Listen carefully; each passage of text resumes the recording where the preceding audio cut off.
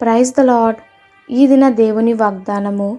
అతడు యెహోవాను నమ్మెను, ఆయన అది అతనికి నీతిగా ఎంచెను. ఆదికాండము 15వ అధ్యాయము 6వ వచనము. మనము హృదయపూర్వకముగా దేవుణ్ణి వెతకాలి. చాలామంది క్రైస్తవులు దేవుని వెంబడించటంలో అసంపూర్ణమైన ఆసక్తిని మాత్రమే కనపరుస్తున్నారు. దేవుడు వారిని కాపాడాలని కోరుకుంటున్నాడు, కానీ ఆయన వాక్య జ్ఞానంలో ఎదుగుటకు సమయాన్ని, శ్రద్ధను కేటాయించరు. ప్రార్థించుటకు కూడా వారు సమయాన్ని ఏర్పరచుకోరు. దేవుడు అబ్రహాముతో, నేను నీతో ఒక నిబంధన చేసెదను, నీ నామమును గొప్ప చేసెదను, నిన్ను ఆస్తిపరునిగా చేసెదను, ఎవరు చేయలేని మహత్కార్యములను నేను నీ కొరకు చేసెదను. అయితే నీ వంతుగా నీవు నా యందు హృదయపూర్వకముగా నడుచుకోవాలని చెప్పి ఉన్నాడు. అబ్రహాము దేవుని యందు సాష్టాంగపడెను.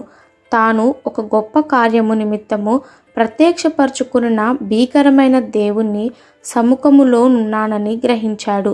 తన జీవితము విషయంలో దేవుడు ఒక ప్రణాళిక కలిగి ఉన్నాడని అబ్రహాము గ్రహించాడు. అబ్రహామును తన యొక్క సంతానమును అభివృద్ధి చేయాలని దేవుడు కోరుకున్నాడు. అన్ని విషయాలలో అబ్రహాముకు మంచి జరగాలని దేవుడు అభిలాషిస్తున్నాడు. ఈ యొక్క వాగ్దానము యేసును తన ప్రభువుగా అంగీకరించిన వారందరికీ లభిస్తుంది. ప్రజలు మనలను చూచి, ఈ మనుషుడు తనను కాపాడే ఒక బలమైన దేవుణ్ణి సేవిస్తున్నాడు, అతని జీవితంలో జరిగిన వాటన్నిటిని దేవుడు తప్ప మరి ఎవరు చేయలేరు అని పలుకుతారు.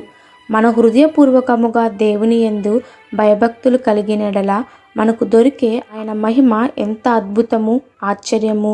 కావున మనము సేవించుచున్న దేవుడు గొప్పవాడు కనుక ఆయనను మనం ఎల్లప్పుడూ హృదయపూర్వకముగా స్తుతిద్దాము.